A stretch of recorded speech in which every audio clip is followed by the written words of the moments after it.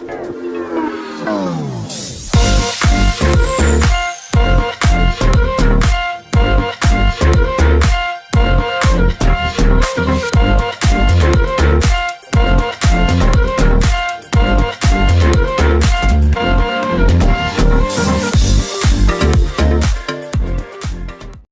semua, salam sejahtera Malaysia.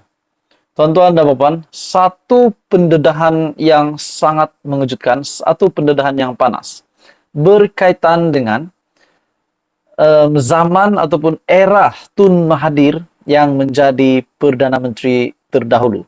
Walaupun ada beberapa kabar angin menyatakan Najib sendiri melalui Facebook Najib yang menyatakan Tun Mahathir ada membuat beberapa salah laku semasa beliau menjadi Perdana Menteri.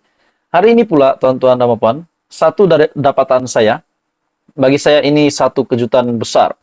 Dapatan saya daripada TikTok melalui Ketua SPRM Malaysia. Saya tidak pasti perkara ini sahih atau tidak, namun saya hanya sampaikan. Kalau ini benar, maka benarlah. Kalau ia palsu, maka kita hanya membuat spekulasi saja.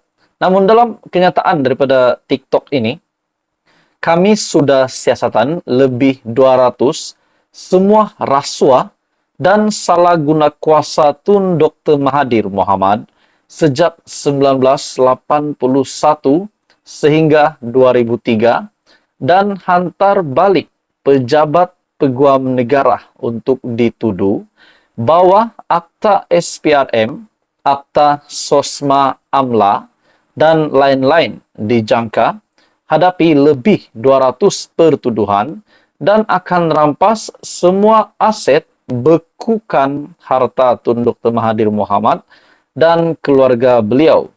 Kenyataan daripada Ketua SPRM Malaysia 28 bulan 3 2023. Dan ada ditulis di sini, sumpahan PM10 dan Najib benar-benar terjadi. Oke, tuan-tuan dan puan semua, kalau perkara ini memang benar-benar berlaku dan sah dinyatakan oleh SPRM, kalau ini benar, saya bukan katakan ini benar, tapi kalaulah ini benar, habislah Tun Mahathir. Macam mana beliau nak menjawab dengan 200 pertuduhan, dijangka beliau akan hadapi lebih 200 pertuduhan dan akan rampas semua aset bekukan harta Tun Dr. Mahathir Mohamad dan keluarga beliau.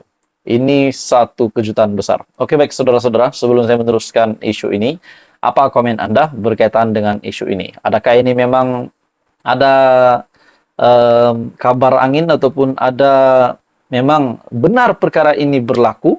Ataupun mungkin ini hanya spekulasi daripada TikTok, daripada dapatan saya daripada TikTok.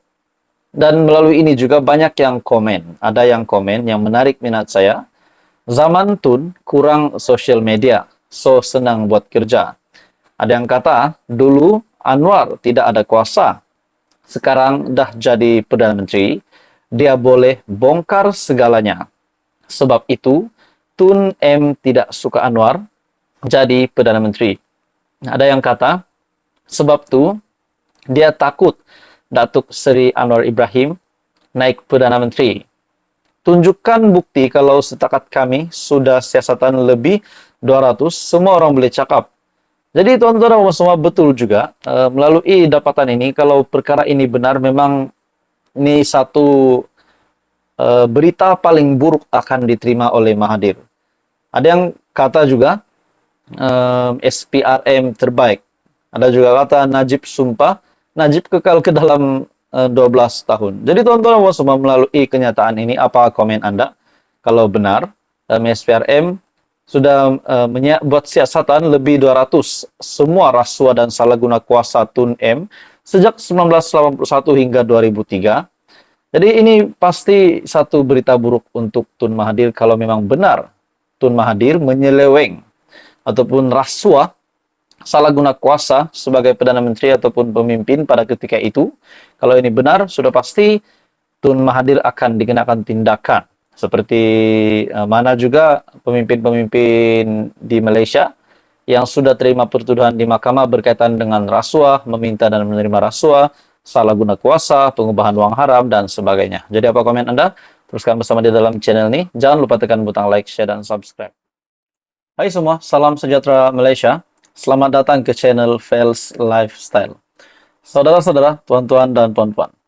Kita dikejutkan dengan seorang lagi pemimpin, saya boleh katakan pemimpin tertinggi PN dan Bersatu, yang akhirnya menerima satu lagi tuntutan bernilai RM20 juta. Dalam perkembangan yang lain, sebelum ini juga, Menteri Besar Kedah, Sanusi, yang juga diarah bayar ganti rugi RM120.000 kepada Mahfuz. Hari ini pula kita mendengar Azmin Ali, pemimpin terkenal PN. Siapa tidak kenal Azmin Ali? Akhirnya hari ini, satu lagi kejutan besar untuk Azmin, melalui satu artikel daripada Malaysia Kini, pengimport telur tuntut RM20 juta dari Azmin. Apa yang Azmin Ali lakukan sehingga kan pengimport telur menuntut Azmin untuk membayar RM20 juta? Ini satu lagi pendedahan yang mengejutkan. Bagi saya ini sudah pasti menggemparkan kepimpinan tertinggi Perikatan Nasional dan Bersatu.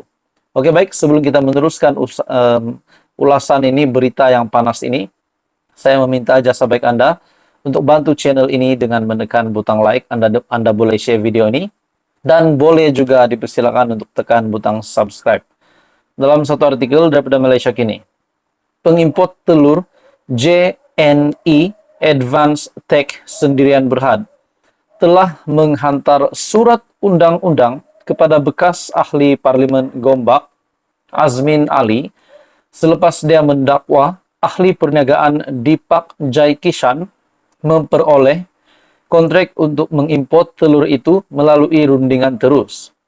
Dalam surat yang dihantar melalui firma guaman Han NZ, syarikat itu menuntut Azmin membayar RM20 juta sebagai ganti rugi kerana didakwa menjejaskan reputasinya selain kos perundangan untuk prosiding.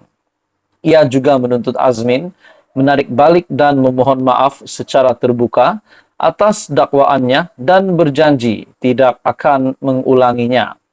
Persoalannya, adakah tuntutan ini, tuntutan kepada Azmin untuk menarik balik kenyataan beliau dan memohon maaf dan berjanji untuk tidak mengulanginya lagi, adakah bekas ahli Parlimen Perikatan Nasional ini akan melakukan apa yang dituntut?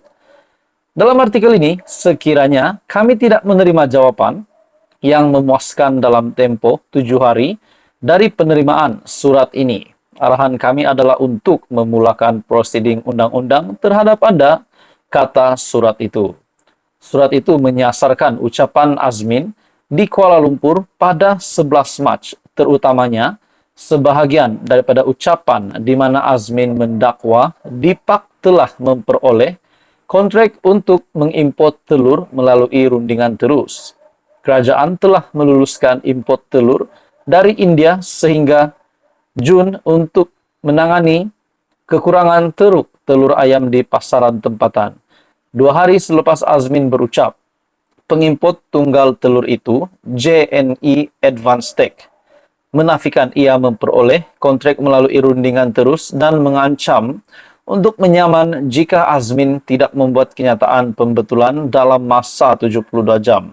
Dalam surat tuntutannya, peguam syarikat itu berkata dakwaan Azmin dalam ucapannya adalah tidak benar sama sekali dan secara berniat jahat memutarbelitkan fakta, memberikan gambaran bahawa kerajaan korup dan tidak amanah serta anak guamnya tidak berprinsip dan menipu. Jadi tuan-tuan dan puan-puan semua, bagi saya ini satu kejutan besar untuk Perikatan Nasional, terutamanya kepada Azmin Ali. Jadi apa komen Anda, tuan-tuan dan puan-puan semua? Teruskan bersama di dalam channel ini untuk info padu, info hangat. Jangan lupa tekan butang like, share, dan subscribe.